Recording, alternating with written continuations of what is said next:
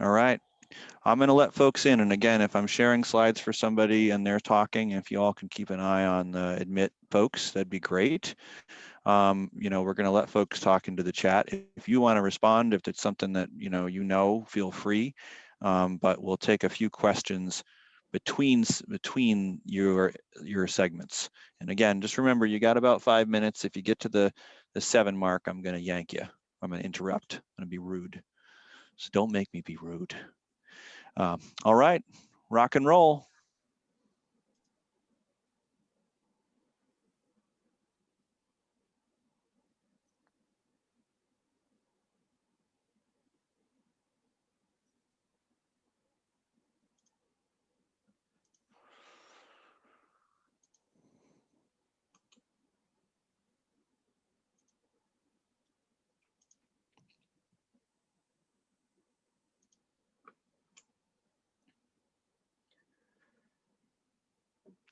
Hello, everybody. Good afternoon. Welcome to Meet the Seed Activists and the Not-for-Profits serving your region. Really lucky to be here with these folks doing such great work. We have, and actually there's some folks into the presenter list.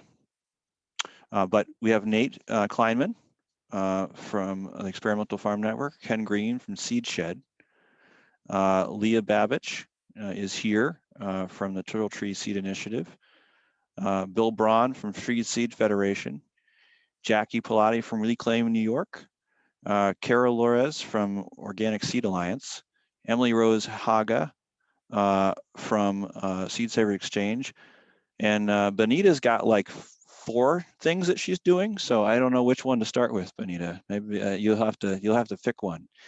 But we've got some great folks, and they're going to share their work that they're doing, and hopefully you'll have some good questions for them.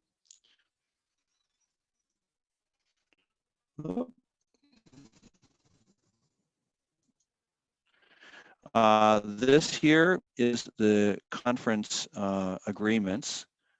This is what we're trying to use to get along and respect each other. Key is one mic.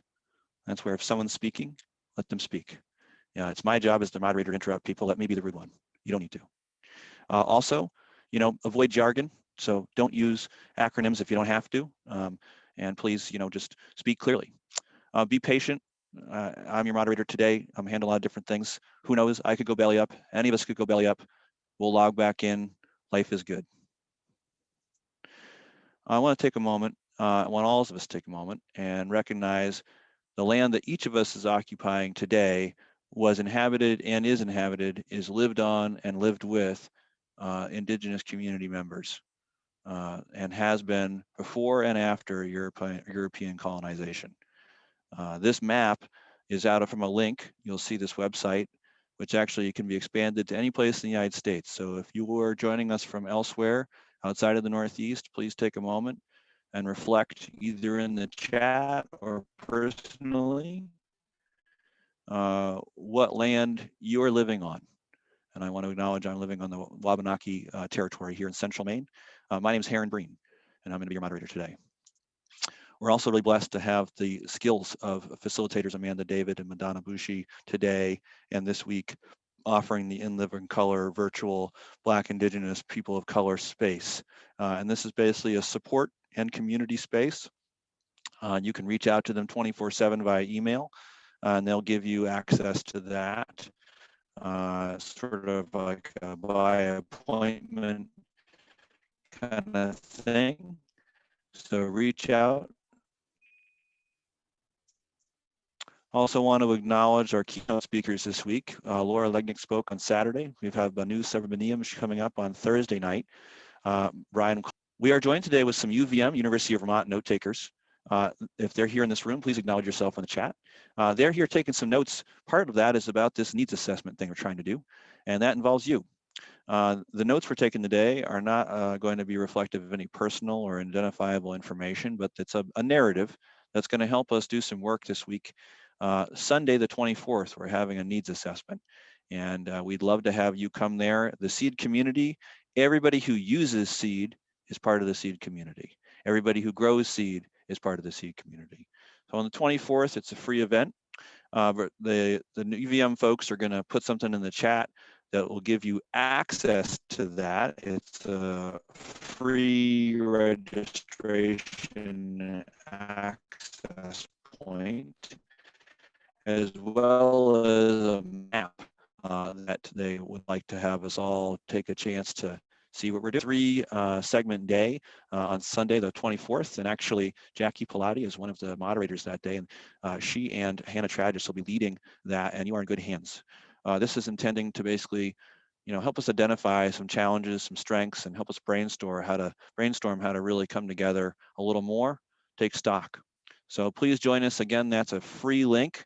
It's a post-conference event, so the free link that the UVM folks are providing in the chat is the way you register and access that event.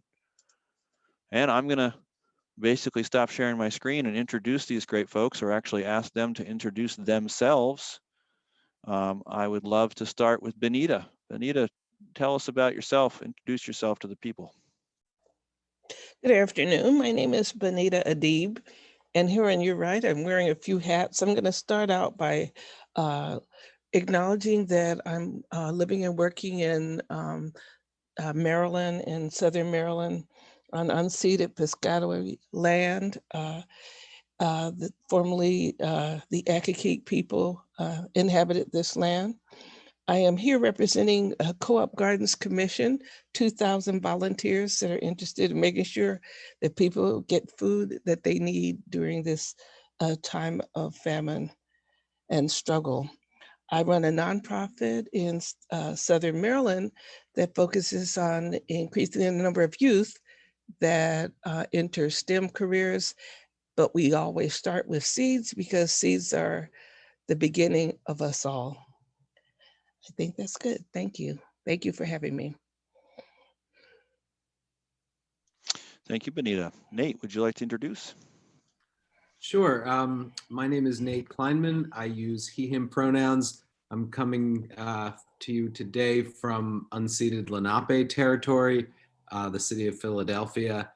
I co-founded the Experimental Farm Network back in 2013 with the intention of helping to facilitate collaboration on sustainable ag research and especially plant breeding, mainly focused on developing perennial staple crops for fighting climate change.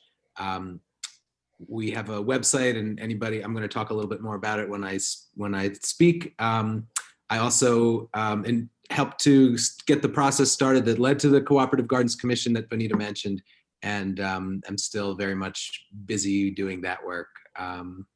Really happy to be here. Thanks, Nate. Bill, chime in.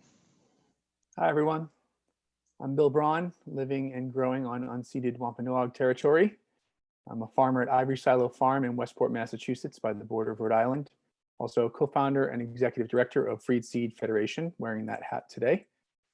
We are a farmer-run 501c3 dedicated to the preservation, improvement, and diversification of public domain seed in the Northeast. Great, thank you. I will actually, let's say, Jackie, would you like to introduce? Hey everyone, my name is Jacqueline Pilati. I am coming to you from ancestral Rockaway Canarsie lands here in New York City, Queens, New York City.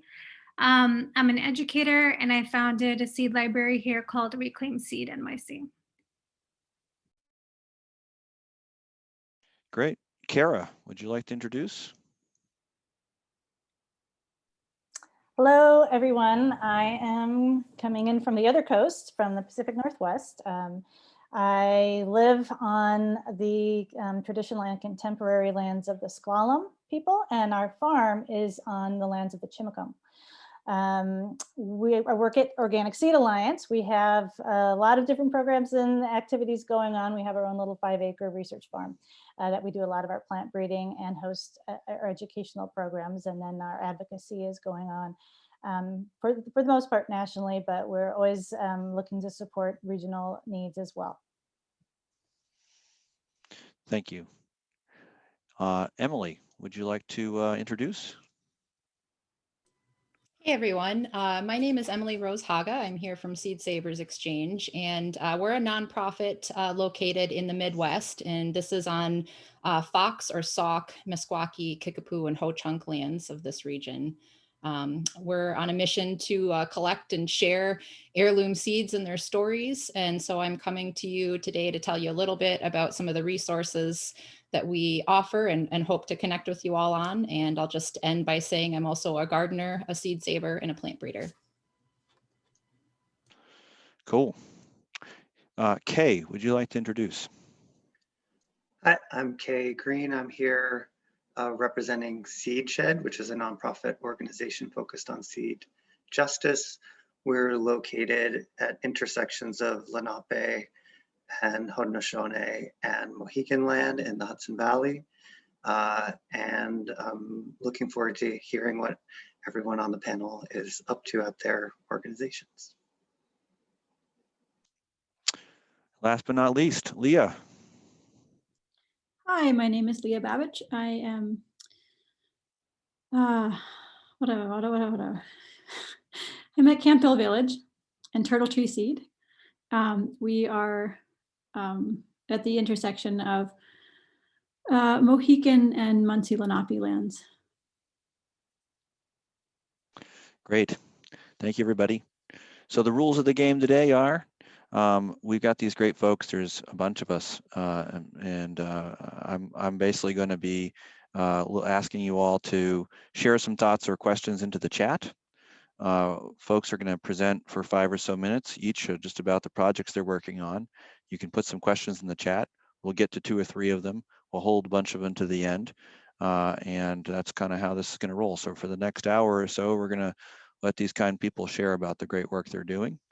And actually, Bonnetta, you are first. So are you ready? I'm going to share Bonnetta's slides. She's going to speak, so you don't have to hear me sound all weird and drunk on Zoom. So we'll take it from there. Give me just a second. Bonnetta, let me know. I am ready. So you could go ahead and share my screen. And don't forget to say next slide. Okay, I'll try that.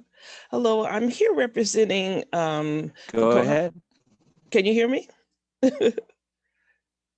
Yes, I'm Yeah, we can hear representing. you. We're representing the Cooperative Gardens Commission. And everything's okay? Did you give me a thumbs up if you can? That's good. All right. So in March of 2020, our plan was to launch a youth-run seed business where we were selling seeds, selling seedlings, native trees, berries, and bushes, food-related, and building food forests. When COVID hit, one of the farmers who was advising us on this project and some other people said, you know, there's going to be a whole breakdown in the food supply system.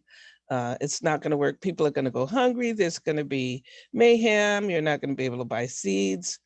And so we need to prepare for the coming storm. And so at that point, we looked at, you know, how we could begin to support our work, which was attempting to put urban farms and gardens into food pantries and schools and wherever communities would have us. All that was shut down around mid-March. You were all there, you know what happened. All the projects we were working in came to a stop. But then I heard about the Co-op Gardens Commission, which gave me an opportunity to do what I felt was really important, which was to help people who were struggling with food security to be able to take some control of their lives in their own hands. And so we had already launched the concept of the pharmacy garden food that heals. We were working on with many institutions, University of Maryland, the local health departments, and other national organizations to do this work. But the donation of free seeds allowed us to empower a lot more people. Next slide.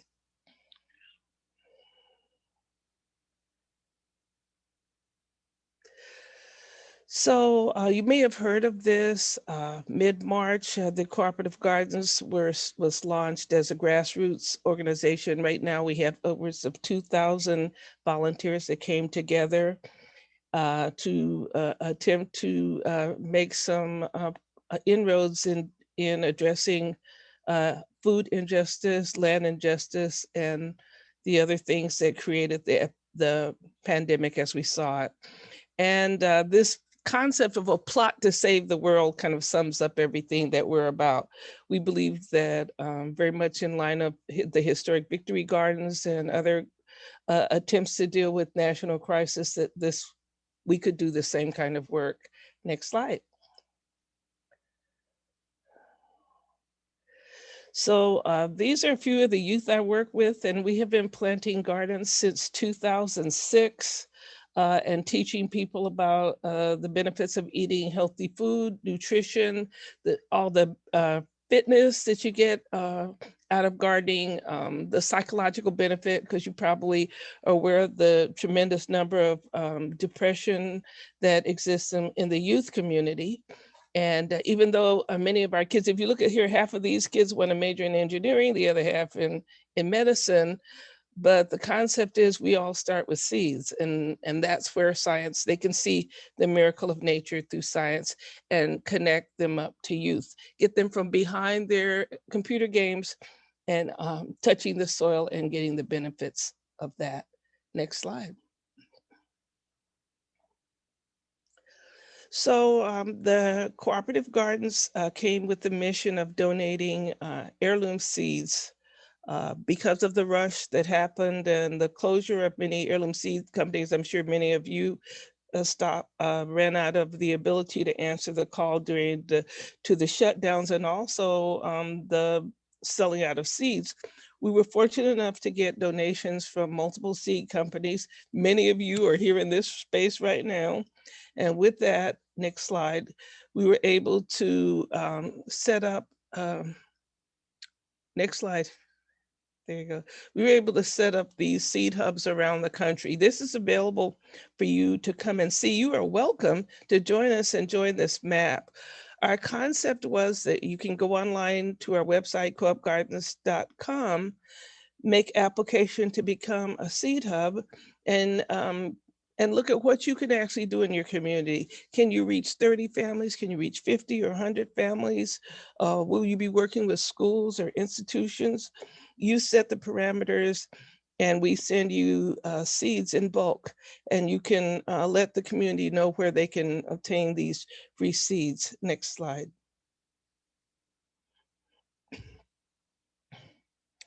So for years, we were working on this concept of Grow It, Eat It, which was started by University of Maryland Extension Services. You know, a garden is whatever you need it to be it a window, a yard, whatever you have. You know, you can produce food for yourself. So that's the basic concept. Next slide. So the donation of free seeds allowed us to kick that, you know, into hyperspeed. Next slide. So seeds are donated from multiple organizations. Many pounds of seeds have been donated to us. And what we do is we receive the seeds from the Seed Hub in Philly. We were able to get a small grant that paid youth to repack those seeds for individual distribution. We created our own labels, bought seed envelopes, and set up a website where you can shop our pharmacy seeds, as we're calling them. Next slide. So particularly our high school youth were not really able to leave their houses. They were shut in, and all their courses, everything online. It was particularly devastating for high school graduating seniors who had planned to go to prom. They lost everything. But what we were able to do is give them opportunity to still serve their communities. And also for those who had little part-time jobs, they were able to get some small stipends for repacking seeds. And so this is our website. at this point, we had 71 seed varieties, next slide, that were donated to us. You're welcome to go to our pharmacy store and see what we have. And you could order seeds and they will be shipped. So it was no face-to-face, no handling directly. So for that reason, we ended up getting orders from all over the country. As far as Hawaii, people ordered seeds from us. And so this created some small opportunity for income generation. How do we support that? Once people have ordered their seeds, many people living in urban centers, even in rural centers, had stopped gardening. Maybe grandma did it, maybe uncle did it, somebody in the family did it. But in order to kickstart these gardens, we had to offer support. We have on the Cooperative Gardens website, you'll see all kinds of lessons. There are thousands of videos. There's curriculum. At any place you are in the gardening or farming spectrum, we have learning opportunities from you that were developed by just a host of volunteers that put that site together. So one of our real issues is the idea that in urban centers, people really need access to land. And so how to do that, how to build your garden, how to support urban farming, and which eventually led us here to the concept of us becoming seed farmers. Next slide. So I think I mentioned to you that in addition to growing vegetables, our youth really like sweet things. And also as a part of our work with helping people to reconnect with their farm and their traditional heritage, we felt that growing native fruit would really be an important part of that process. So these are the native trees and nuts and fruit that we're currently growing. If you have any ideas how we can expand that, the concept is that there will be a native food nursery that's on one of our plots. From this nursery, we will be able to donate to community garden schools that want native fruit. We'll be able to do demonstration gardens. We can sell some and then have some for use with our urban farms and other farm projects that we have to date. Next slide.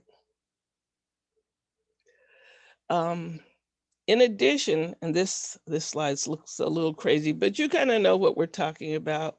Believe it or not, most people who were, even many small farmers, had not heard about cover crops, extending the season.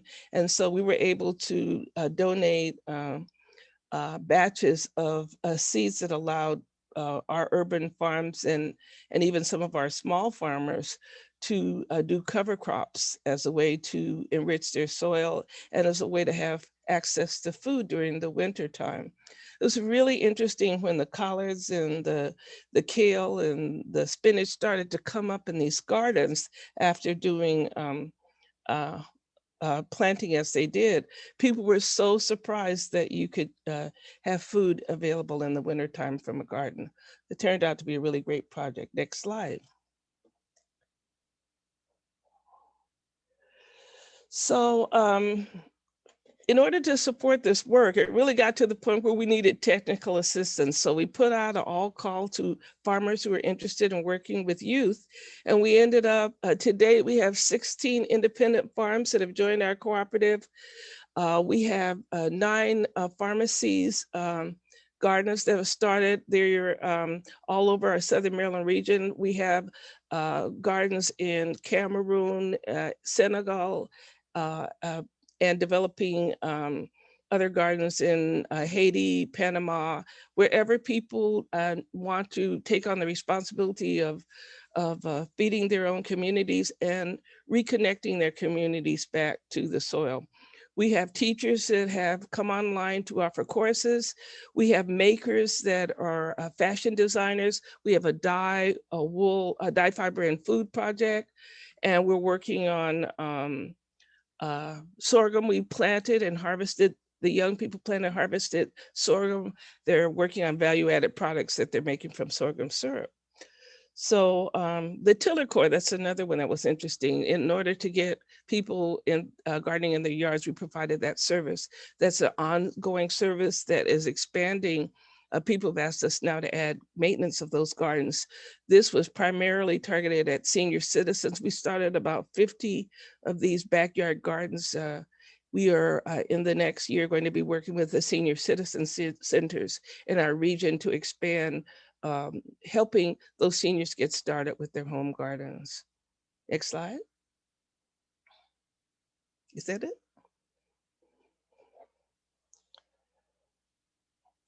I guess, is that it, Heron?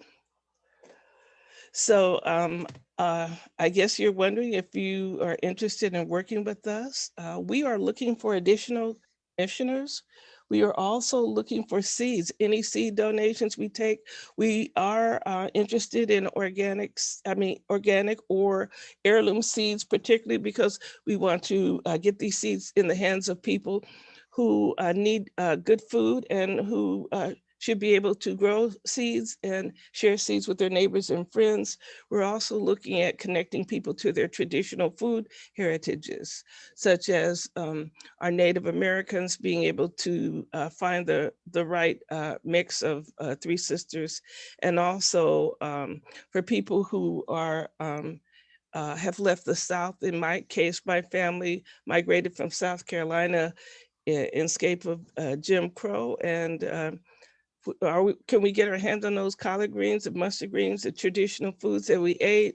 We're looking at also many of our African immigrants who hadn't seen bitter leaf, which is an important food, the healing herbs. A way to connect people back up to their food heritage is through the foods that they miss, that they remember from their childhood, and they want to get involved with again. So I think that's basically what we're doing. I don't know if the word basically describes that, but that was awesome. And if I have slurred speech, I apologize. So thank you, Bonnetta. And we're going to quickly just transition Nate. Obviously, when I share people's slides, my audio goes to heck. So Nate, I'm ready to share when you're ready to share. Great, you can get started, and I'll tell you when to go to the next slide, but I'll just start rolling. So again, my name is Nate Kleinman. I use he, him pronouns. I'm in Philadelphia currently on Lenape territory, and I usually farm in southern New Jersey on Nanticoke and Lenape territory. So I co-founded the Experimental Farm Network back in 2013, as I mentioned, to facilitate collaboration on sustainable ag research and plant breeding, especially focused on developing perennial staple crops for climate change mitigation. On EFN's website, which you see here, anybody can create a project and anyone can sign up to volunteer for a project. Next slide, please. We fund our work through seed sales and also consider our store a vital part of our work. We sell a mix of heirlooms and breeding populations and lots of perennials, with the hope that people will work with them and adapt them to our changing world. We sell many crops that are liberated from the government seed banks, especially ones from threatened communities, whether threatened by war or sea level rise or capitalism or other existential threats. We give away lots of seeds too, mainly through the Cooperative Gardens Commission, which we fiscally sponsor and which Bonnetta, my great friend, just discussed. But the most fulfilling part of our work, which I'm going to talk about today, is rematriation, which is the returning of seeds to the people with whom they rightfully belong. I've got two quick examples, and then I'll explain how I wrap my head around this work. Next slide, please, Heron. These squash, which you'll see in a second, are Nanticoke squash. It's a super diverse landrace from the Nanticoke people of the Mid-Atlantic region. I've been growing this squash for 12 years, and I tried for almost all of that time to rematriate it. I knocked on the tribal headquarters door in Bridgeton, New Jersey. I wrote to the chief, I left messages, I even went to powwows, toting one around under my arm. Next slide, please. And finally, a little less than a year ago, I got an email from Corey Ridgway on the left in this photo. She had just learned of the existence of the squash. Google led her to me, and 3 days later, not even 30 minutes from my house, I was giving her seeds for the squash with her husband, Yuri, who's holding it. And they were excitedly sharing back 3 kinds of tobacco seeds with me. They're the leaders of the Nanticoke dance troupe. Yuri sits on the tribal council. They're very well connected in the tribe. So after I had tried for a decade, in the end, Corey found me, and the Nanticoke squash finally found its way home. Next slide, please. This was the day that I first met Vivian Sansor, who's the founder of the Palestine Heirloom Seed Library. I am a Jew. Vivian is a Palestinian. And since that day, she's really become one of my best friends and collaborators. We talk on average probably 2 or 3 times a week. EFN now fiscally sponsors her project. Yeah, that means she trusts me with the money. This relationship was only possible because a few weeks earlier, before this photo was taken, while I was in Jerusalem for a cousin's bar mitzvah, I smuggled some Palestinian seeds that I had gotten from the USDA to a colleague of Vivian's in Ramallah. And that simple act of trust building laid the groundwork for a relationship that I fully expect to last for the rest of my life. There is a danger in doing this work as a white person of falling into the trap of white saviorism. If you're not familiar with that term, please Google it. Does this work make me feel like I'm doing good and just? Of course it does. But my goal isn't simply to make myself feel better by giving something back to someone who rightfully should have it.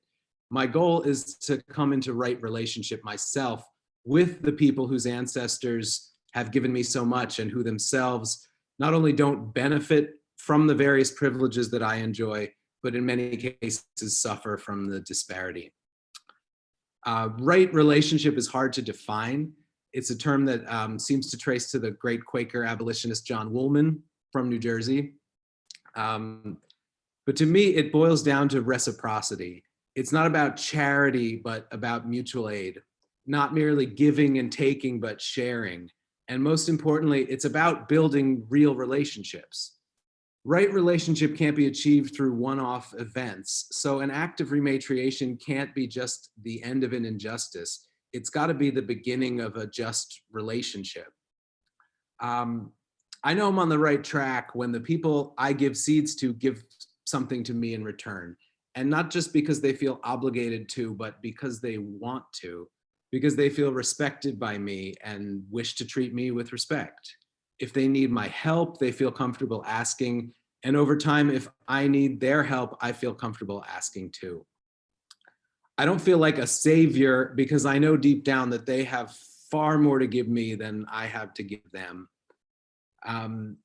This humility hasn't always come naturally to me, but as I work to come into right relationship with other people, with myself, with the plants and soil and the planet that we all call home, I get daily lessons in humility. And that's why I do this work. I didn't set out to rematriate seeds, but it's become a really critical part of my practice because I can't possibly justify doing the work that I do every day, which even in the context of a nonprofit still involves the commodification of seeds of living beings, unless I'm building real relationships with the only people I trust to tell me that what I'm doing is actually okay. That's it. One more slide has my contact info if folks want to get in touch. And thanks very much.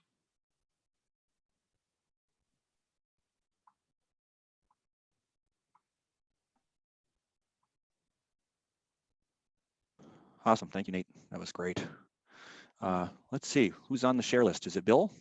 Can you hear me, folks? Sorry.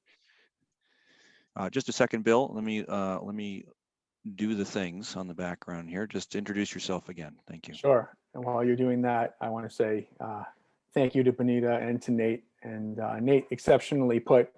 I know we have a lot of overlap in the work that we're doing, so try to follow in the footsteps of the precedent that you've set. Thanks, Bill. So, like I said before, I'm Bill Braun, living and growing on unceded Wampanoag territory, also Narragansett territory as well with satellite fields. I'm a farmer. I'm also the co-founder and executive director of Freed Seed Federation. And essentially our mission with Freed Seed Federation is, well, we can start with the beautiful chicory, and I'll just keep talking in the interest of time. That's okay. Everyone loves chicory, I hope. Essentially, our mission is to do our part to contribute to place-based seed for the people. Everything that we grow and steward and breed is open pollinated, adapted to the Northeast and hopefully beyond with gene pools, like Nate was saying, and free of intellectual property. And our mission side by side with that is to bring growers of all scale back into the loop as seed stewards. Next slide, please. So a quick history of how we came into being. Yes, this is me with our beloved Macamber turnip. It's a treasured heirloom of our region that we are fortunate enough to steward. And I have a big dumb grin on my face because if you love turnips as much as I do, you'd be excited about that one too. When my wife and I started our market farm, we designed it around seed with the intention to address critical needs we felt were slipping through the cracks of the seed industry as a whole. It became clear after a few seasons the way that we were farming that the market farm and the seed work were not really interfacing with one another the way that we wanted to, and were untenable for us in the long term. So after consulting with peers in the nonprofit world, we decided to pursue incorporation, and we were very fortunate to have a local nonprofit nearby started by a lawyer to help nonprofits incorporate. So that was really indispensable to our ability to incorporate quickly and appropriately and be in compliance legally. So we became a 501c3 in the fall of 2017, and Freed Seed Federation was born, which allowed us to extend our work beyond our farm and the two of us and collaborate with other farms, farmers, and organizations. Next slide, please. So what we do as an organization, this is a chicory breeding project of ours. We have a threefold mission, like I mentioned earlier, that of preservation, improvement, and diversification. So preservation being preserving rare, historic, and/or culturally important varieties to our region and sometimes beyond. Improvement as in varietal improvement, taking OPs or open pollinated varieties that are in the public domain that are already good, and through selection and some TLC, endeavoring to make them even better for our bioregion. And diversification, breeding, pumping the pipeline with as much diversity as we can, both finished varieties and gene pools for others to select from, as Nate mentioned, and to ensure diversity for future generations as well. Like I said, we wanted to bring farmers more into the loop as participants in the plant breeding process, which may sound trite in areas like the Pacific Northwest or other seed growing regions, but as we all know, and part of the reason we're here today is because it's much needed in the Northeast. So we engage farmers with variety trialing, just getting eyes on things, getting feedback loops, getting people comfortable with noticing things, and also not just noticing things, but empowering their own observational skills. Because if you're growing food, you have the observational intuition to watch plants, and you're interacting with plants regularly. And the cultivation of that is already most of the way there. We found more often than not, it's the confidence that needs to catch up. So we also have several flagship participatory plant breeding initiatives, meaning plant breeding projects that span a number of farms that go back and forth between plant breeders as a professional and farmers as farmers, and somewhere in between. So these are preservation and breeding projects that double as skill set builders so that we can meet a wider array of folks who want to get involved wherever they're at. And we now have a group of participating farms growing and co-growing seed crops in addition to the seed work we're doing on our home farm as the home base. Next slide, please. This next slide, when it comes up, is actually a picture of Heron giving a hand pollination workshop on our farm. So though our focus is primarily on adaptation and breeding, education is crucial, as we all know. So we've hosted numerous on-farm workshops and field days. For the past few years, we've held a Seed Sovereignty Day, which is an all-day intensive in my neck of the woods in southeastern Massachusetts, covering all things seedy as much as we can squeeze into an 8-hour shift. And we have given and co-organized numerous seed workshops with NOFA, both NOFA Mass and the interstate chapters, and with our local ag organization, CMAP. Next slide, please. And our farm, Ivory Silo Farm, in addition to being a home site for trial and breeding, is also a seed hub with regional seed cleaning infrastructure. So what you're seeing here is a picture of our friend Lou, who received a SARE grant to design and build bicycle-powered seed cleaning machines for us, like this drum thresher. And the plans and designs of those are all freely available via open source on farmhack.org. We also host an annual threshing bee on the farm, and we book other farms throughout the off season for free use of the machines to clean seed of their own. So the idea is if you build it, they will come, and they have. And in 2019, we also received a grant for a Winnow Wizard, which I don't have time to talk about now, but it is a literal game changer. And for those of you who have not heard of the Winnow Wizard, I highly encourage you to look one up online. They are exceptional. Next slide, please. And so this was the year of COVID. We began participating as well in the rematriation of indigenous seed. So the picture that we're seeing here is a variety of Narragansett bean. We started with 5 seeds of this, and by the end of the season ended up with over 1,300. And you see it protected by both deer fencing and chicken wire, as we were taking no chances here. So in short, as an organization led by a white male, it is our responsibility to leverage our privileges. In this case, the privileges of collective knowledge of seed keeping, land access, and access to financial resources, however modest they may be. And also, as Nate said so eloquently, to be in right relationship and to engage in reciprocity with all of our fellow humans. Organizationally, we do not and will not take a dime for the work that we're doing in regard to this, but rather are freely available to serve as an umbrella organization to help channel funds, apply for grants, and so forth with our Native friends, peers, and partners. And with the cancellation and the digitization of all the educational events in 2020, we took on the growing of nearly 80 varieties of rare indigenous seeds from the collection of my dear friend and friends of us, Chris Hubbard. And our role was simply to wake them up, care for them, multiply them, and hold space, not share them or sell them or grow them for our own market crops. So we have come to see this as the other side of freed seed, helping seeds on their journey home to their tribes of origin. And under the direction of our board member, Elizabeth Hoover, and in partnership with the Indigenous Seed Keepers Network, we'll be connecting and coalition building to do our part in helping these seeds home and continue to grow and hold space with the collection here as needed, as well as be of assistance going forward to tribes throughout the Northeast to do the same. Thank you.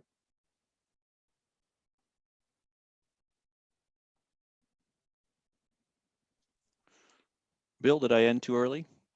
Was that everything? All done. Yeah, thank you. Okay, great. No, that was great. Thanks, Bill. Excellent. And I know that our next person to share is Cara, who is going to share their own screen. Cara, whenever you are ready, you go right ahead. Cara's coming to us Cara's joining us from the West Coast. Thank you, Cara. Hi.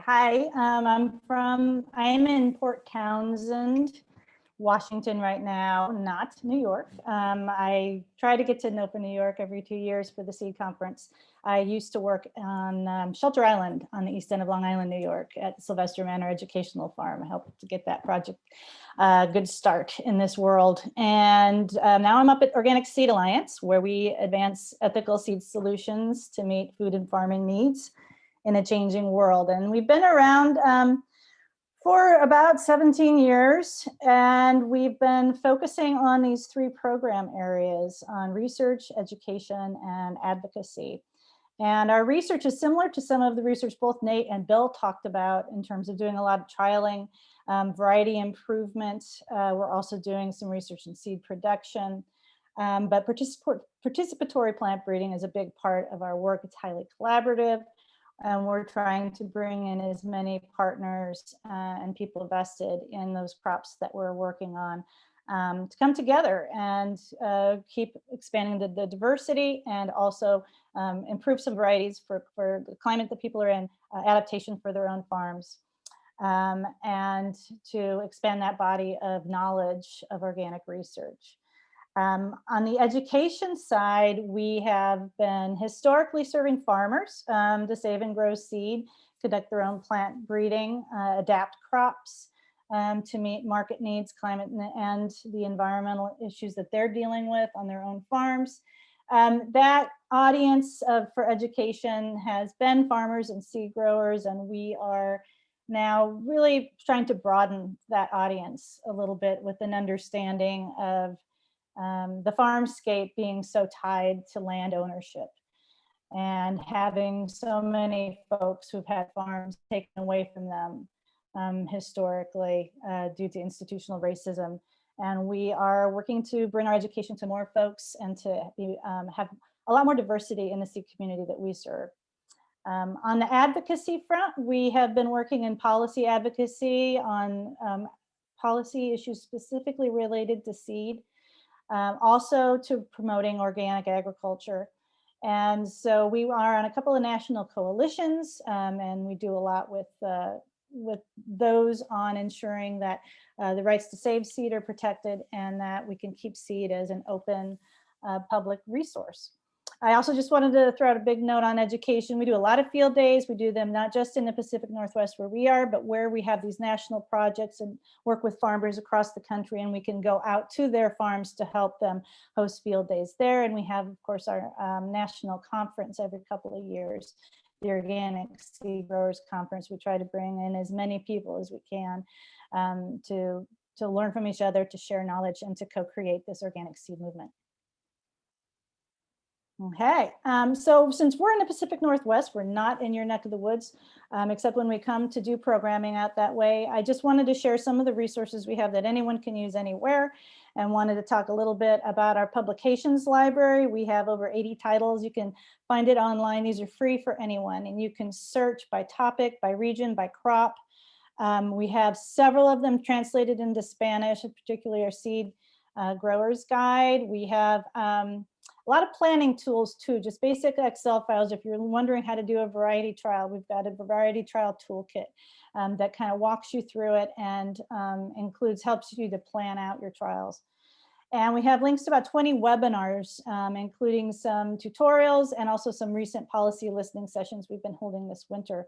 And on issues like GMO contamination and intellectual property rights. We have an organic seed producers directory. It's a great place if you want to try to get the word out that you are producing seed and you want to find wholesale buyers or seed companies to show them what you're doing in your region. It's tied to a map so people can see where you're at, and you can both promote your regional varieties and your general seed growing. And then on the advocacy side, we have a lot of different projects. We've started a Seed Patent Watch, which really raises awareness, information sharing, and it also encourages the policies that will make it less likely that utility patents and other patents will impact seed growers' rights.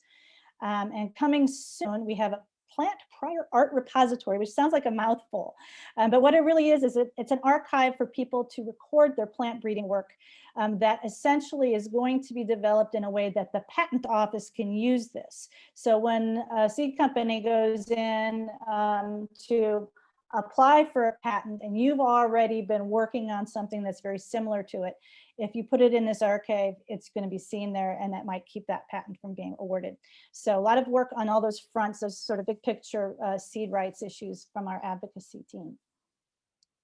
All right, and we have two big projects that are particularly relevant, I hope, in connecting seed growers to educational programs and to each other. And so we've had a seed internship program for a few years. This is a program in which people who want to learn seed production can apply to be an intern on a farm that has been growing and producing seed for some time. So we match these interns to the host farms. And in 2020, we took this to another level in which we have always had an online curriculum, but it was self-guided. And so now we have an interactive one with live classroom activities, live sessions, and also social networking to support the cohort of interns. So if you've got it, if there's an intern that gets matched with Fruition Farms up in New York, and we have other interns out here in the Pacific Northwest, in California, in Nebraska, and other places, they can connect with each other and kind of learn from each other and understand the experiences that they're having in the context of their own community. And we're really excited about the feedback we've gotten from those interns on what that has meant for them. And it helps to bring that cohesiveness to to a group of students essentially that are dispersed across the country. And then finally, we have a new broader seed community network that we're just getting underway. It's called the Organic Seed Commons, and it's an online networking platform for seed content, courses, and community. We're shifting that internship program so that's going to be hosted on that platform. And our 2022 Organic Seed Growers Conference will be delivered on that platform. Hopefully that'll be the only year it'll be solely virtual on that platform, and we'll be able to do hybrid versions in the years to come. But we hope this seed platform, that we'll be able to have conversations about needs and keep those conversations going and create communities of practice on this network. And if nonprofits who are working in seed all want to have a community and understand what needs we may not be meeting or how we can help each other meet needs, I think it would be fantastic to have them on that. And I did want to it's, as I said, it's still in development, but I wanted to bring it up here quickly so that you can see a little bit of what it's like. It's just right now, a very bare bones sort of a platform with a network, but we have several different courses. It has a great ability to deliver courses, and then lots of ways for the members to connect with each other, to post things, to start conversations. And we hope to have these synergy spaces and some interest areas so that we can really keep in touch with each other on these important issues as we all try to bring seeds to the people.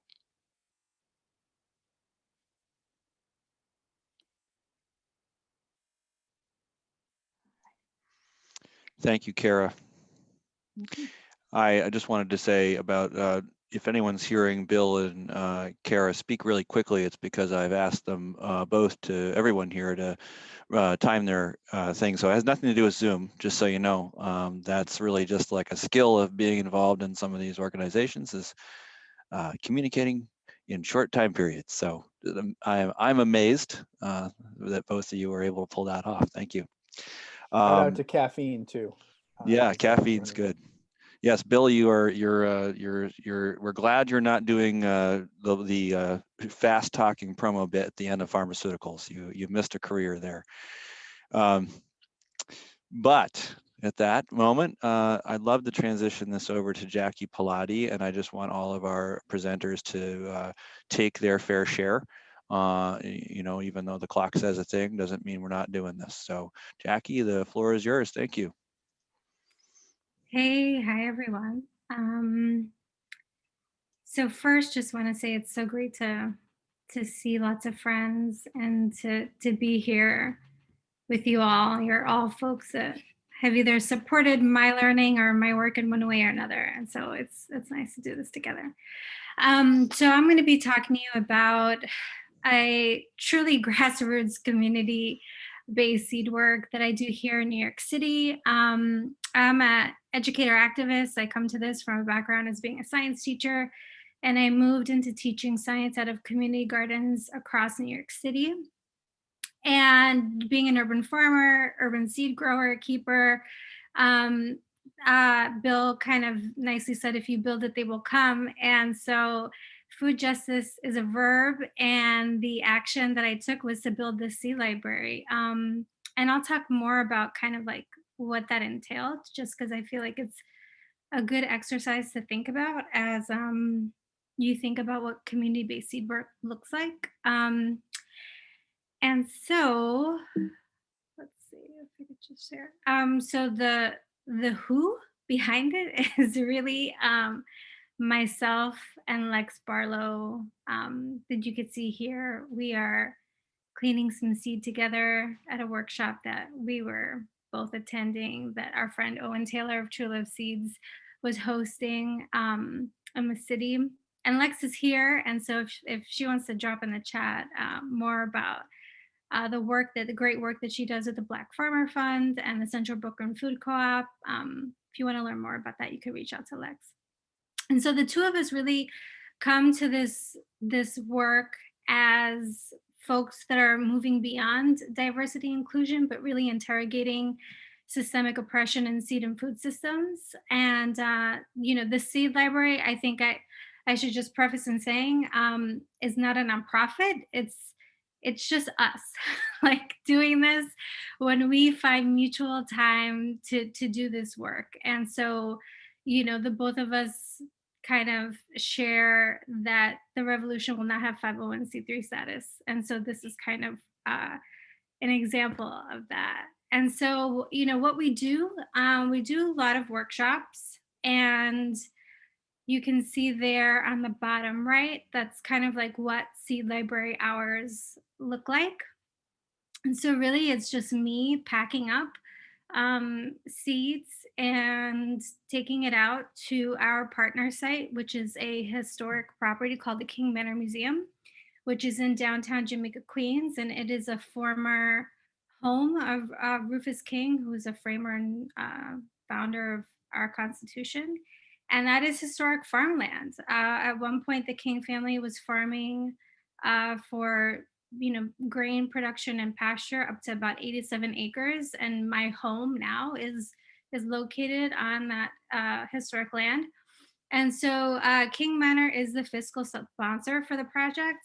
And they, so openly agreed to letting me build the seed garden on their property. But beyond that, it's solely maintained and kind of funded through grants that I write. And so a lot of these grants that I write only cover hard goods, consumables, and they don't cover any time. So again, this is a project that is not something that has any kind of formal economic trappings to it, if you will. So you can also see there on the upper right is some seed cleaning and storing work, and that's my basement, and that's where the Seed Library lives when it's not in transit, either at a school or at the Museum for Seed Library hours. So, we try to focus on a lot of skill and knowledge building. Collectively, there are about 46 acres of land that's a cumulative amount of community garden space in New York City that's actively being grown. And that doesn't include backyard growers. It doesn't include some of the other, organizations like Land Trust, the Brooklyn Queens Land Trust, that has its own gardens that they oversee. And so, the work and the seeds are really going out to these folks, right? The people who are stewarding this land and have done it since, the early community garden movement in New York City that really spawned from the early 70s when the city was broke and left a lot of vacant lots. And so a lot of BIPOC folks, showed up and showed out and built these gardens and were growing food to supplement their nutritional needs and to feed their families. So for 2020, we did a COVID-free seed distribution, and that was really, the only way that we could think about of how to get seeds out to the folks who were requesting it. Obviously, just like seed companies, there were a lot of people reaching out and wanting to get access to seeds, people telling me that they couldn't wait because of the, the back orders and all the kind of slowness that occurred for so many reasons. So I did a lot of work in like repacking things and was thankful to have so many. We worked as a seed distro hub for co-op gardens. We got donations from a lot of our wonderful friends here on this call, including Fedco Seeds, Hudson Valley Seed Company. And so a lot of repacking and distributing through the mail. I did no contact pickup outside of my house in a bin, and did a lot of bulk seed donations to, folks who were like the leaders in their community gardens, to really encourage folks to self-determine within their, smaller communities where that seed was going to go and how is it going to be distributed. So some partners, within our ecosystem, we did a zine with Queer Kitchen Brigade around seed saving. we had planned a seed saving track at the annual Green Thumb Conference, which is the city agency that kind of oversees all community gardens in New York City. But unfortunately that was canceled due to COVID. And so, you know, kind of looking forward in forecasting, we're interested in doing some participatory organic breeding projects around crops that are like not tomatoes and carrots, right?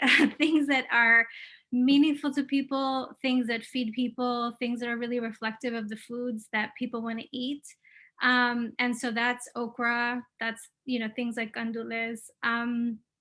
Also working to identify satellite partners and growers in the city. So, you know, friends at East New York Farms do some grow outs for us. And, you know, the COVID experience really nailed down for me that, you know, I can't be the only one doing this work. And so we're in the process of trying to find partners who can kind of take on pieces of the seed library, but really self-determine what that looks like with where they're located.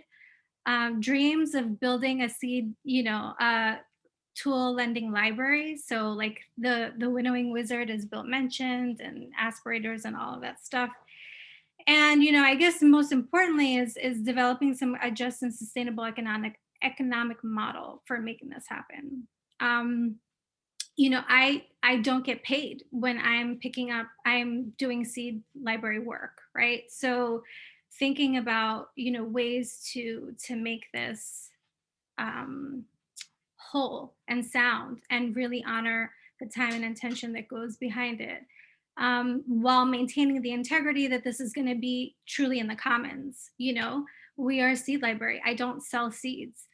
So what does that look like? You know, and that's something that obviously I would love, you know, for anyone who wants to give insight and thought and be a thought partner in that process.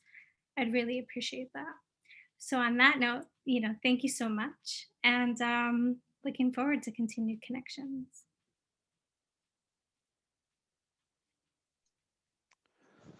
And I would just reference Lex's chat message. Please, everybody, take a look at that about how to be involved in that partnership.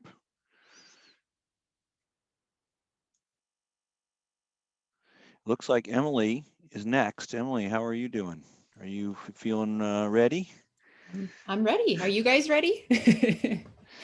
Am I sharing or are you sharing? How do you want to do this? Either way, do you want to share? And I promise it'll go smoother than the last time we did this. I've lost track, so don't worry. But that's no problem. Give me just a second. Yep. So while he's pulling that up, I'm gonna just start out, because the first slide is a slide about Seed Savers Exchange mission.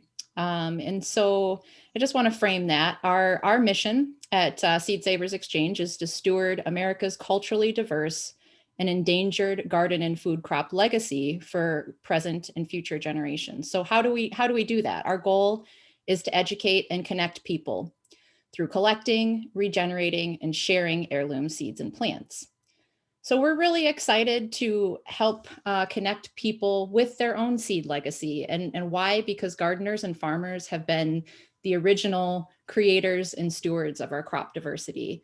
So before I move into talking about some of the ways that we hope to connect people with their seed legacy, I just want to acknowledge that the BIPOC communities in particular have made really significant contributions to our food crop legacy in terms of the crop domestication and selection that's happened across the planet and the ways that they have supported our overall food system. So everyone has a role to play in making sure that this legacy lives on. And my personal seed path was inspired in large part by Seed Savers Exchange. So I know what a difference that this organization can make in people's lives. So Heron, if you want to move on to the next slide.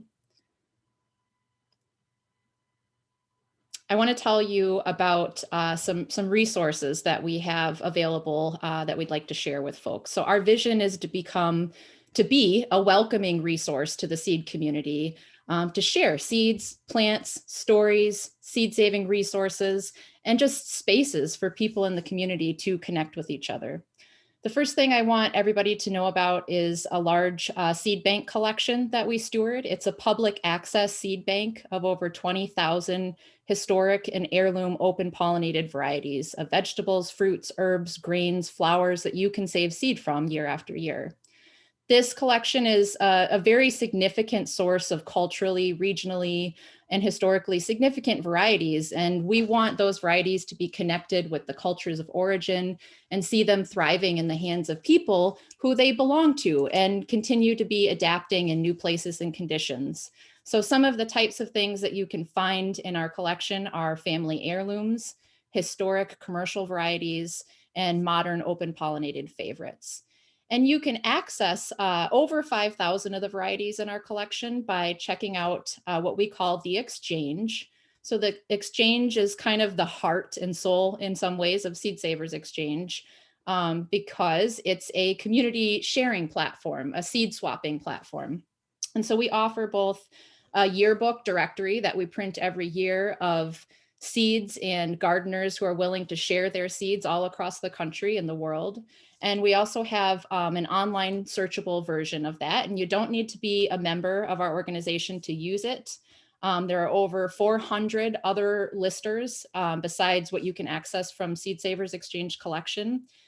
So we put over 5,000 varieties accessible through the Exchange, and the 400 plus listers list another 15,000 more different homegrown seeds and varieties from all over where they live. And the Community Seed Network is another online resource that links different community seed initiatives in North America. So it has some best practices for how to start a seed library and how to manage a seed library. It's got these resources in both French and English. And it also offers a network or a map so that you can find other community projects in your area and link up with other people who might be doing work that you're interested in doing in your own community. If you want to switch to the next slide, Heron.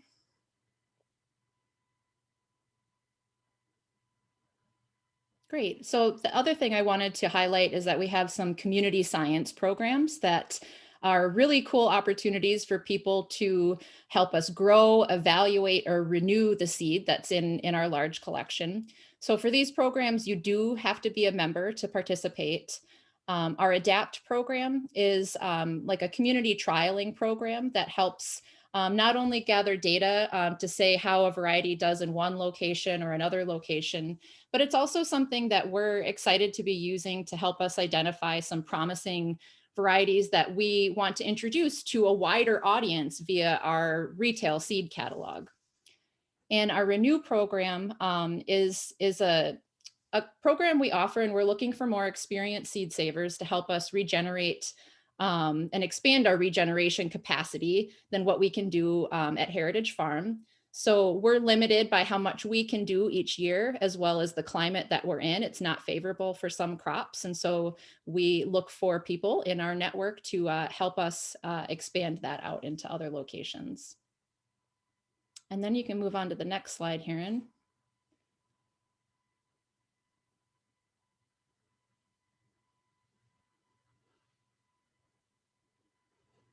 Hopefully move on to the next slide. Well, the next slide, when we get to it, and if it doesn't come up in a second, I can do my share screen, but, oh, here we go. So the other thing I wanted to give some examples of are some participatory conservation projects that are really fueling a lot of like the passion in our work right now. So these are some specific seed stewardship partnerships that we're developing with people in the seed community to engage others in our work. It's very similar to many of the other projects that have been spoken to today. Seed rematriation is one of the things that we do with some Indigenous seed keepers in mostly the Midwest region right now, where we're looking to return and rematriate varieties in our collection with Native American history back to the tribes in which those probably originated. And so we are currently working with some partners in the Midwest. We're excited because we just got some more funding to expand partnerships to some new partners this upcoming year. Kind of a different crop, that we're also forming a coalition of different people engaged in highlighting diversity and stewarding diversity is something called the Heirloom Collard Project.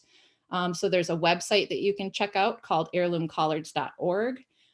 This is to raise awareness of collard diversity that exists within our collection and out of our collection, and help promote the culinary heritage of this underappreciated crop. And so we were really honored to have participated in the Collard Week of the Culinary Breeding Network's Vegetable Winter Celebrations. I really encourage everybody, if you're interested in collards, to check out all the archived videos about that. There were stories told about the collard's history as part of the African diaspora and, you know, the Black culinary traditions of the South. There's a lot of really cool information about collards being grown in different regions and which varieties are showing better adaptation in different regions, and just lots of really cool perspective from chefs on how to cook collards today and traditionally. So I really encourage folks to check it out.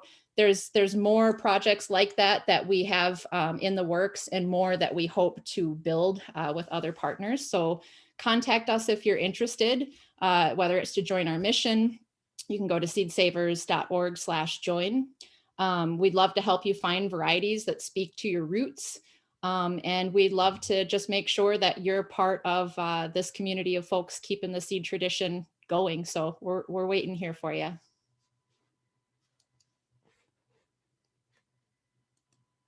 And that is it for me, Heron. Great. Thank you. Let's see who's next on the list. I think it's Kay. Oh no, yes, it is. Kay Greene, are you with us? Yes, I'm here.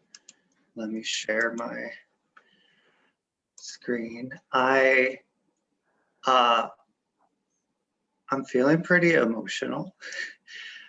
Just listening to all of the work that's happening and remembering back to early 2000s and how things felt back then when I was just getting going with seeds, and what resources were available and what was happening and what wasn't happening.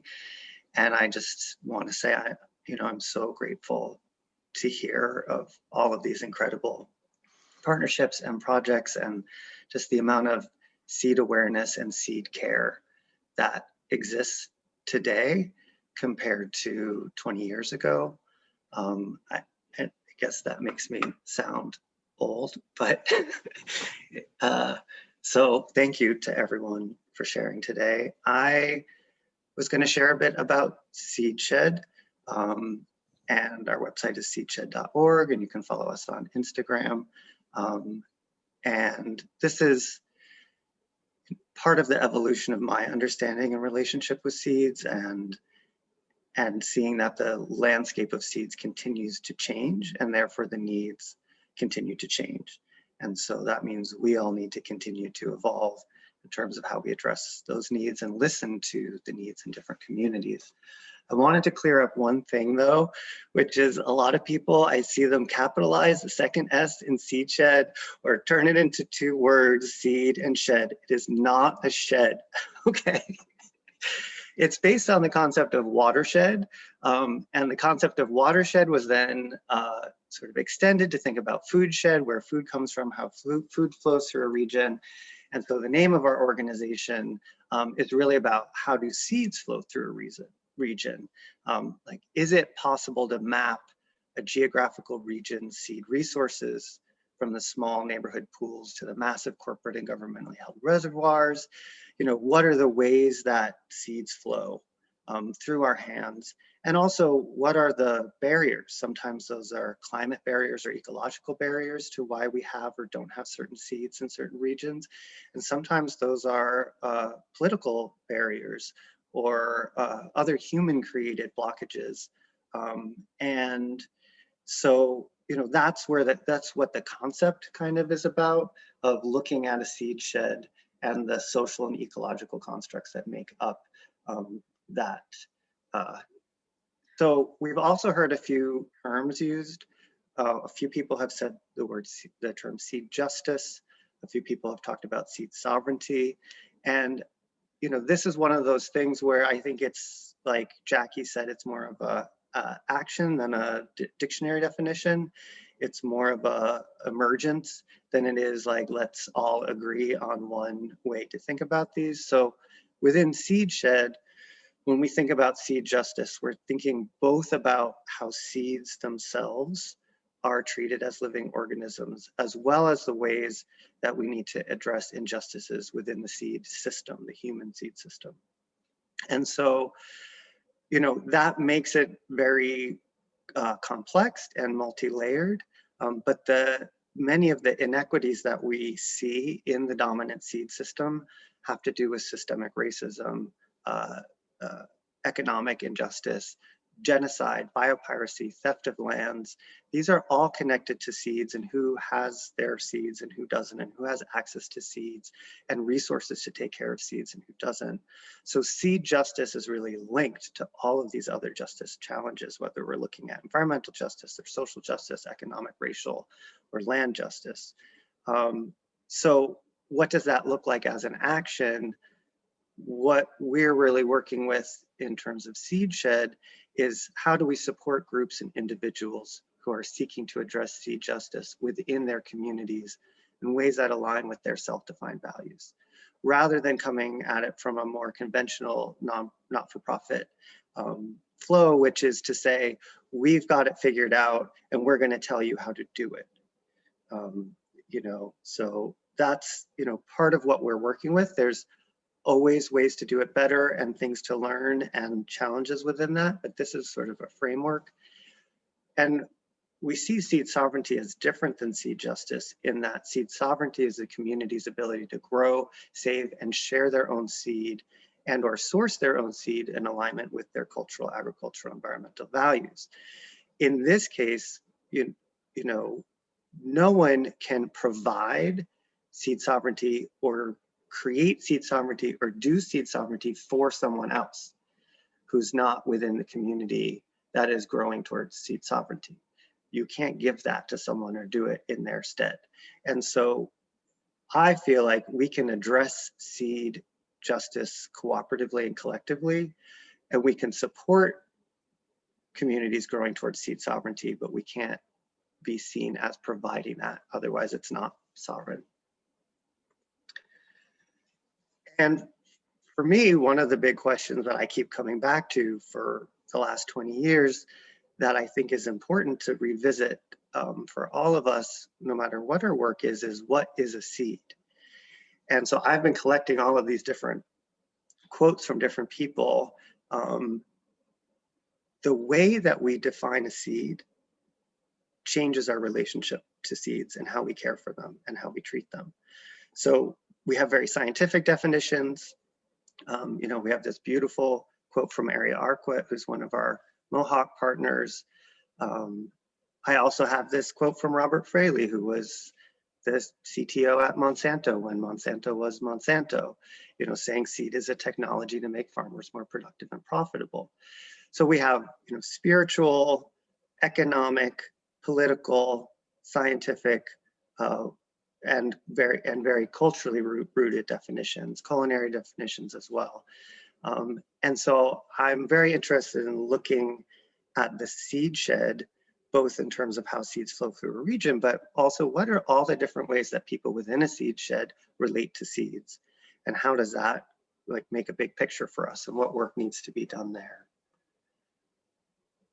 We have something on our website where you can go. There's a short video that we made at one of the previous Northeast seed conferences called What is a Seed? That has snippets of all different people, some of which are here with us in the room today. And then after you watch the video, you can add your own seed words. There's like a little box you can put in how you view seeds. And then there's a rotating part of the website where you can see what other people are saying. So I encourage everyone to go and use that and see what other people are saying. And what does this look like in terms of our practice with Seedshed? We can't do this alone. And I feel like I've been hearing that as a common thread in what everyone is saying. These aren't things that we can do alone.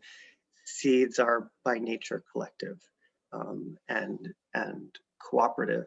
So our seed partners this year on our seed farm was Mohawk Community in Akwesasne, the Lenape Center in New York City, Palestine Heirloom Seed Library, Reclaim Seed, New York City.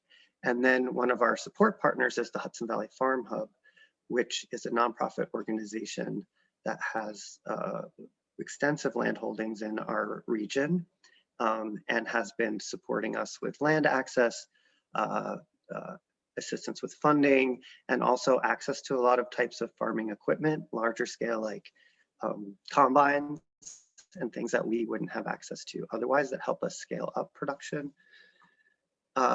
And so the seed flow with these partnerships is that we offer support to help growers in our partner communities address seed justice and grow towards seed sovereignty. All of the seeds are rematriated through their home communities. We're not a seed bank. We don't hold on to seeds. We don't share these seeds outside of the partnerships. That's up to the partners to decide what happens with the seeds. As much as possible, our seed gardens here are sister plantings with seeds grown in their home communities. And the seed garden here is, we see it as a temporary step to care for seeds in need, with the longer term vision that our partners are receiving the support that they need to okay. seed gardens, and that they will no longer need our support in the future. This is some of the different moments with our Akwesasne partners, which we're now in our sixth season, our sixth year with our Akwesasne partners. So there's been a lot of evolution there. And for folks who are interested in that, Kenny Perkins and I will be part of the Indigenous Seed Partnerships session that's next week. Here are some of the different varieties that we've cycled through in different partnerships. And one of the things that we really strive for, which has been difficult during COVID, is as much presence and guidance and leadership from the communities that we're partnering with in our gardens, so that we're not just there doing it on our own, but that we know that we are relating to the seeds and caring for the seeds the way that that community wants the seeds to be cared for. And again, all the seeds go back to their home communities. They get packed up and headed home. But one of the things that we learned was that there's kind of like a tunnel vision around seed rematriation, which is like, yay, we did it. We had a successful crop and we harvested the seeds and we cleaned the seeds and now they're going back home. But does that home community have the skills, resources, materials, storage that they need to care for those seeds once the seeds return home? And so we've been deepening our relationships and expanding our support to really listen to those communities to say, great, thank you for partnering with us on this, but we need help figuring out how to store all these seeds. We need help figuring out how to package and distribute them, and we need materials for that, and that takes funding. And so, seed rematriation really can't just be, sending home 5,000 pounds of Mohawk red bread corn and then sort of saying good luck with that. So that's been a big lesson and something that we've been really working on. One of our newer partners is Joe Baker with the beautiful beadwork from the Lenape Center. And also I've been really excited and proud of some of the folks who've worked with us, like Justin Hearn here, who's Akwesasne from Mohawk, who worked with Seedshed for a few years and now is in graduate school, extending his work into his own professional practice. We were really honored to get to partner with and support Jackie, who just talked earlier.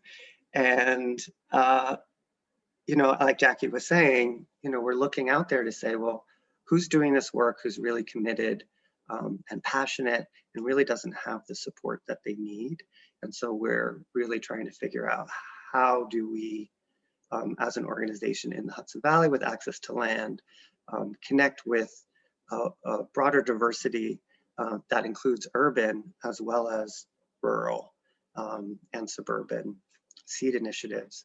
And one of my favorite parts of this partnership with Jackie is that she actually decided to take unprocessed seed from this lettuce, actually, home with her and mail that out to people so that she could do remote learning during COVID, and people could at home learn along with her how to process lettuce seed. And so that was something I hadn't really thought of. And so that's part of the beauty of some of these partnerships too, is it brings in a lot of new ideas and creativity and sort of dynamicness to what's possible with seed partnerships. And we partnered with Palestine Heirloom Seed Library. We did one crop with Vivian Sansor, which was this Yaqtine, which is a gourd. We had this magical gourd tunnel this year. And then again, being a sister garden, Vivian was growing the Yaqtine at home in Palestine while she was actually could not leave there during COVID for quite a while. So we were having a lot of back and forth, what's happening with the Yaqtine in Palestine, what's happening with the Yaqtine here in the Hudson Valley, and what does the Yaqtine do when it has access to water and nutrients in a way that it might not be used to, which is it takes over. We had an ocean of Yaqtine vines that was gorgeous and also swallowed up a few other seed crops that, because we didn't know it was going to happen. And so that's been a really amazing partnership. And again, each of these partnerships have very different goals. Vivian's interested in how does she get seeds to people who are part of Palestinian diaspora or refugees or people who've had to leave so that they have access to their cultural foods here in the United States, and or especially around some of the issues of shipping seeds. So creating more resources for those seeds within the US. And just a couple other moments from different seasons. We've done sunflowers, these Buffalo Creek squash. This is activism. This is thinking about genocide. This is addressing racism. This is all of these different things. And sometimes we're doing a great job at that. Sometimes there's conflict and triggering of trauma within that. That's all part of the work. And joy also needs to be part of the work. And I think the seeds themselves respond to that love and that joy that we collectively bring to them in the field. And this is very early in the season. Some of the folks on our team, Diami, who I think's in the room, and Deborah Nee, and Kat Chu, and Justin, and Kenny Perkins from Akwesasne isn't. He's actually in this photo, but on Deborah's phone because he wasn't present that day. And so again, if you'd like to learn more or get involved in some way, or if you have a seed initiative that is in our Seedshed and you're interested in talking more about what partnership could look like to support your work, please get in touch with us. And that's it.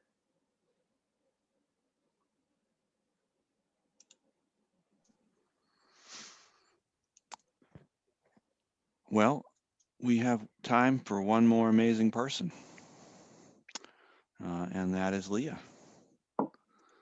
Leah, how are you? Hi, I'm just feeling so much gratitude for all of you guys and everything that you're doing. It's so amazing. Yeah. Yeah, well, I'm ready to share your slides whenever you're ready, Leah. You all set? I'm ready.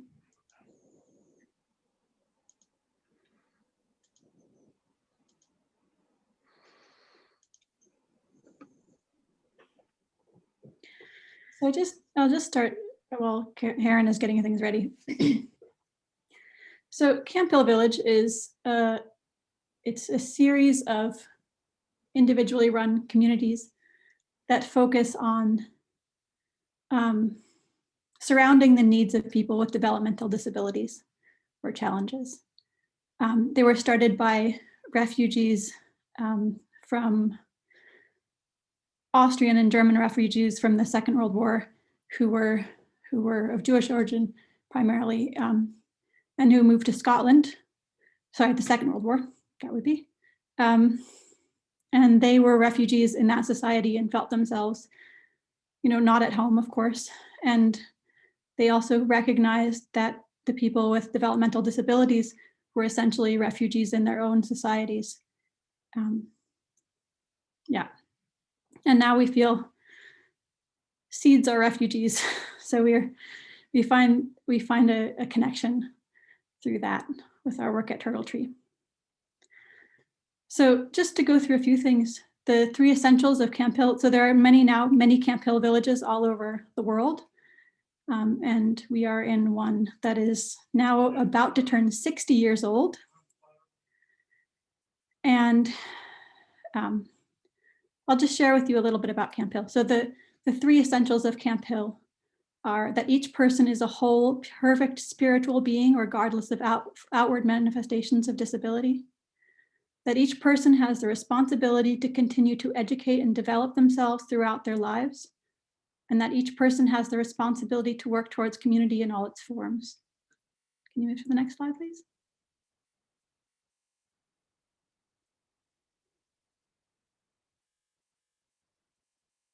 So in this village, we work with adults with developmental challenges.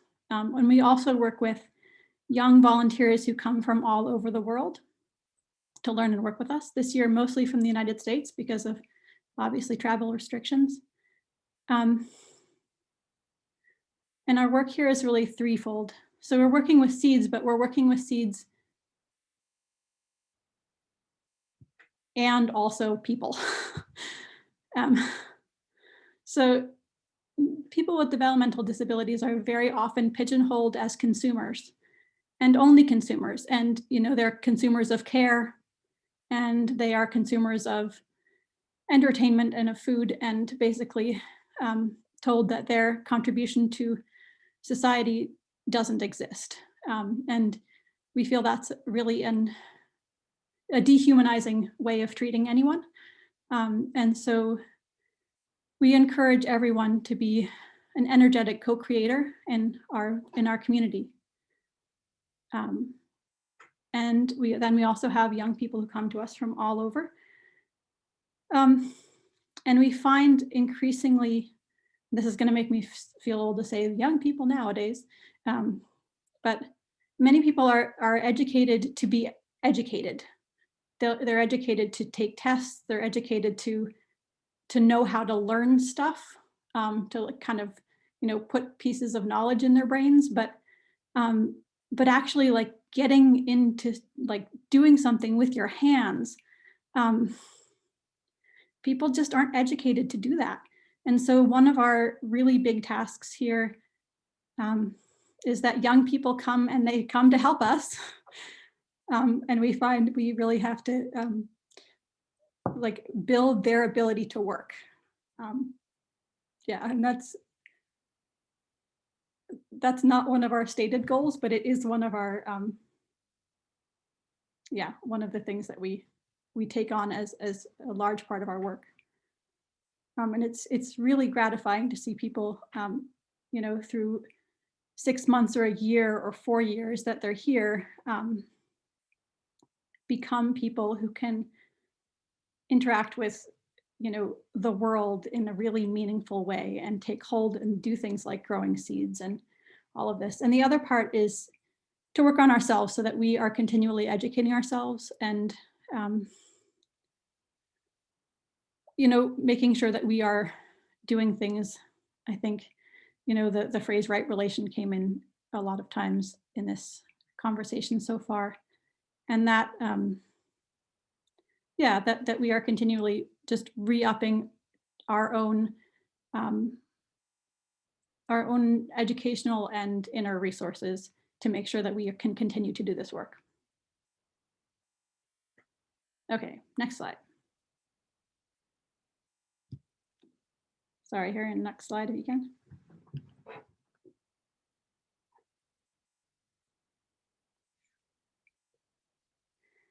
Heron, could I have the next slide, please? think he might be having some technical difficulties. Okay. Oh, there we go. Oh, there we go. Okay. So the way that we encourage people to be engaged is to find things that the world needs and to do those things. So in the case of turtle tree seed, that's growing high quality open pollinated seeds for people to grow food and flowers and have joy and resources in life. And this is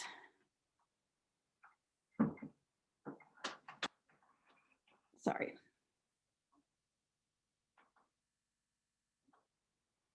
Yeah, so in order for people to have meaningful work, they need to be doing something that is needed.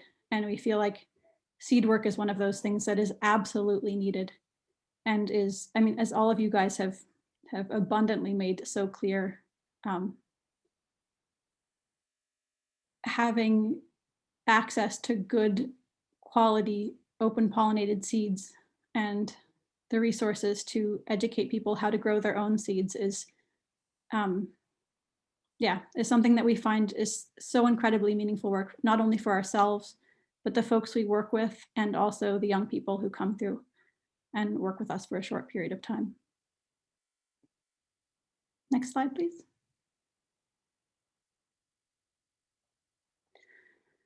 So we recently also started a program. Camp Hill Village has had for many years a program that's a 4-year accredited program in social therapy. And we have recently started a track in social agriculture and biodynamic agriculture. So it's a 4-year accredited course. It is like a few credits short of a full bachelor's degree. So you can take a 5th year to get your bachelor's degree. And during it's a course that if you're living here and working here is free to you. So you come and you work alongside people of all abilities. And then there's one dedicated day a week of classroom work. And yeah, you get to learn all of the things that we do in our daily, seed work. There's seeds, we have turtle tree seed, we have a vegetable garden, we have a dairy farm, we have a herb and healing plant garden, and also a forestry and land care area at Camp Hill. So those are all areas where people can do this program. Next slide, please.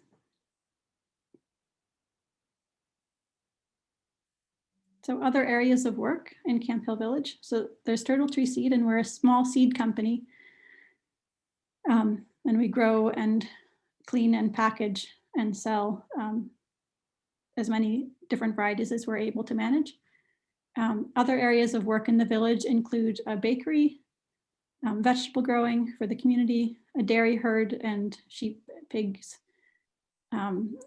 whose produce is used by the community, care of non-agricultural lands in the forestry, including maple syrup and firewood production, book binding and paper craft, candle making, herbs and healing plants that are processed into teas, culinary herbs and salves and tinctures, weaving and fiber arts, homemaking and cooking, and dramatic and stage arts by elders and those who can contribute most to community life in that way. Because not everybody can do hoeing or baking or those kind of things. We all have our own skills. So there's some information at the bottom of this page if you're interested in coming to volunteer, if you're interested in joining our social agriculture and biodynamics program. Yes, feel free to visit those. Yes, thank you for that question. There's about in this community, there are about 250 people who live here.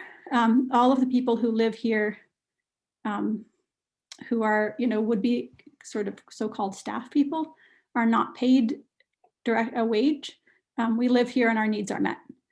And then there are about 45 paid employees who come in. Mostly we have our small medical office. So the medical office, administration, and maintenance are the three main areas where we employ people. And about 95 of the people who live here have developmental challenges. And we live here with families. So I have my husband and my 2 children. And we live with 5 adults with developmental challenges and 2 young volunteers who are here for a year.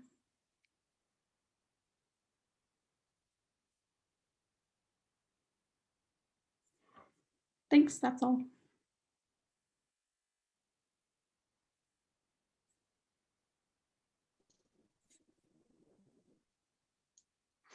Oh. Hello, folks. Can you hear me? Good, good. I said the people are speaking fast and the slides are moving slow. It's a great combination. Well, we are over our time, and I know there's a lot of great stuff in the chat. And I wonder if our speakers have had a chance to just look through the chat, and maybe there's something that you want to respond to directly. There was a specific question about if anyone's been doing any trialing.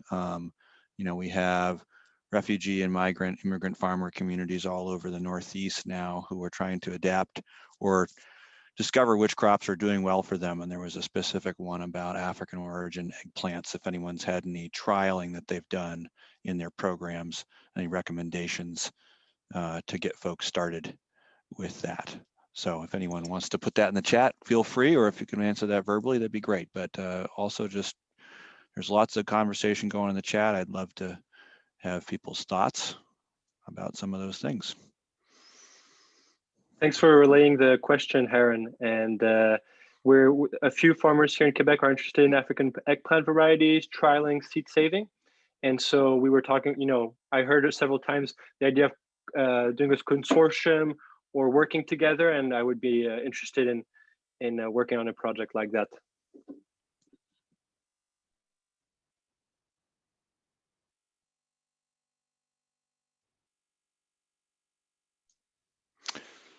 All right, looks like nobody. Looks like we're not on that. But any questions in the chat that someone wants to throw in there?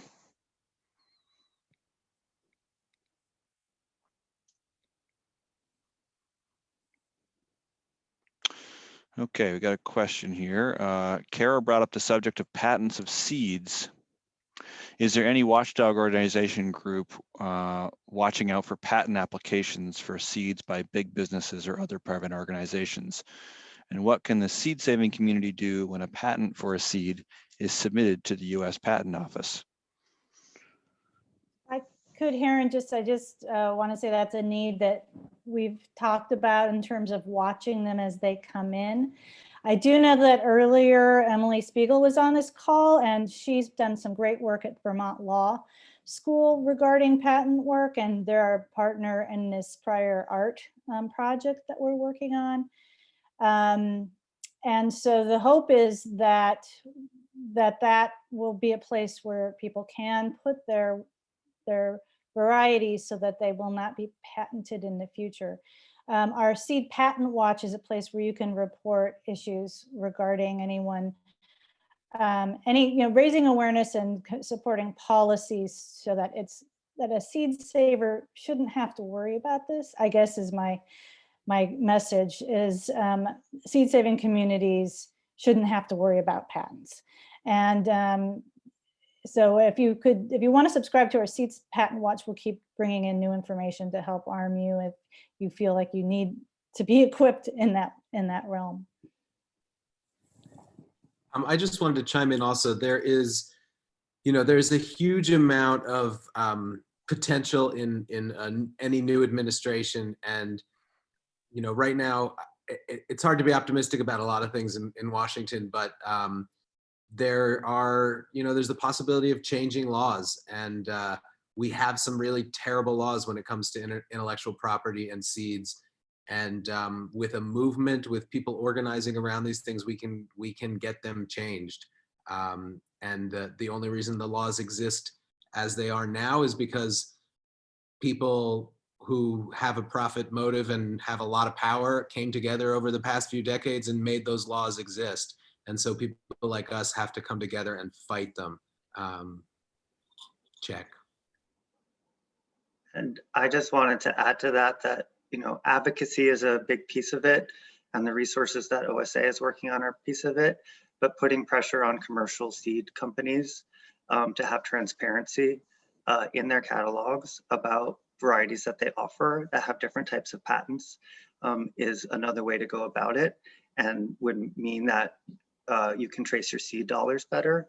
And if you're making conscious choices about what varieties you're buying from your favorite seed companies and knowing that you're avoiding that, it's sending a message in a commercial way to those companies that you don't want to support that, which will echo back up into that value chain.